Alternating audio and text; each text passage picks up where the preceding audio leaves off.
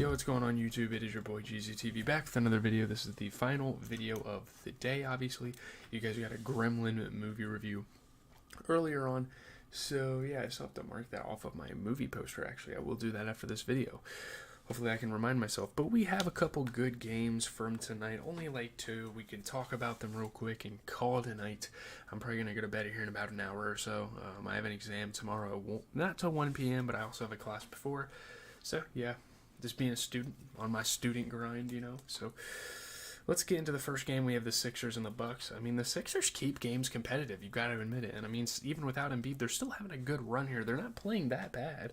They can still be considered a good team in the NBA just because of what Embiid has set up for them in terms of success. But yeah, Giannis Antetokounmpo scores 32 points to lead the Bucks to a 9-point win over the Sixers. Obviously, great scoring, great rebounding, as always, from Giannis. We've come to expect this level of play from this guy. I mean, he's been doing it for years now. Obviously, he started off as an absolute nobody in this league. I mean, his story's been fantastic, and I feel like people don't talk about that enough. So, yeah, Giannis went off, honestly. So, it was a pretty good game. I didn't watch too much basketball tonight. I watched a little bit of the Celtics game, but again, I had some homework. I was kind of listening to some new music. We're actually dropping a Chief Keef review tomorrow, so there's kind of a sneak peek for that. Mo Bamba was getting to the rim. Brook Lopez playing great defense. Pat Connaughton was providing some offense for the Bucks, but yeah, I mean, Tyrese Maxey's kind of out there by himself, putting up 30 points to no avail. Obviously, you got Mo Bamba starting again, and Embiid just creates such a hole for this team, and they have no other like true big men. Again, like I say in my videos before, they will throw Paul Reed out there, but it's like, what's the point of that? You know, I don't know. The Bucks, I mean, Giannis was all they needed. 32 and 11, shooting 75%. Absolutely amazing performance. So, shout out to the Bucks for the win. Obviously, it was kind of expected that they won, and again, not really getting into playoff implications yet. So, especially not with like some other games. I guess the Celtics did clinch a playoff spot, so that was kind of a cool thing to watch. We can look at the playoff picture starting now after every single video. So, yeah, getting into the Mavs and Thunder to kind of close us out. This was actually a better what is it? ESPN TNT doubleheader than I expected. Yeah, OKC. Of all teams, man, OKC is up top. Yeah, Jalen Williams brought the energy on defense. Josh Giddey, super efficient offensive night for him. Kyrie Irving was getting some tough finishes. Shai Gilgeous as well. Obviously, Jaden Hardy was hitting some shots for it. Yeah, I don't know. We'll see. I do kind of root for the Thunder. I think they're a nice young core. I think, you know, you got to give it a little patience. They got to get a little experience in the playoffs. But yeah, I mean, Daniel Gafford at 19 and 15. Kyrie had 36 and 12, shooting 67%. You get 23 out of Tim Hardaway off the bench. I mean, the Mavs put up a good fight. Obviously, not having Luka is a big whoop. Big deal for them, of course. But PJ Washington definitely struggled in this game, so maybe even without Luka, we need a guy like PJ Washington to play a little better than he did.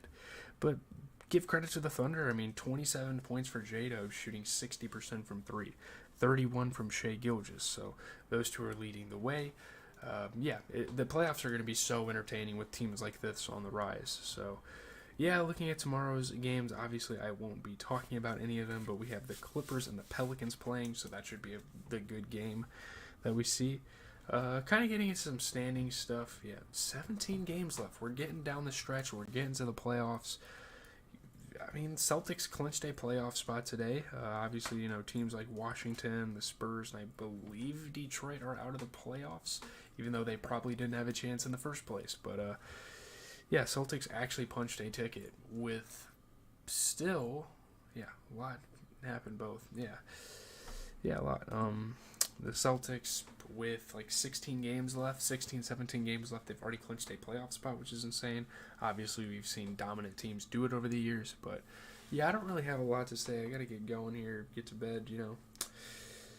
I got an exam tomorrow and an advising appointment to help schedule my classes, so I'm out, guys. Leave a like, comment, and subscribe tomorrow. I'm probably going to give a review for the Chief Keef album, and I watched an episode of The Sopranos tonight.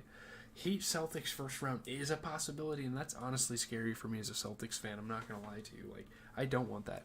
Like, I would like looking at the standings here, it is very possible if the Heat fall into that 7 seed game or 8 seed game.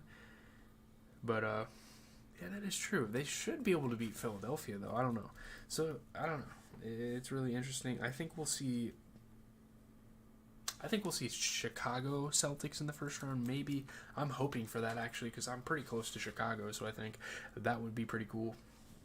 But yeah, I'm fearful of the Heat in the first round, especially. Like, obviously, we've played them on the big stages and lost. Can't imagine. You know, you see what they did against the Bucks last year as a play-in team once more. So, yeah, we'll have to catch up on that soon. Again, every single weekday we talk about all the close games, and for the playoffs I'll probably be talking about it every single night because it's that important. It's that time of year. So, have a good rest.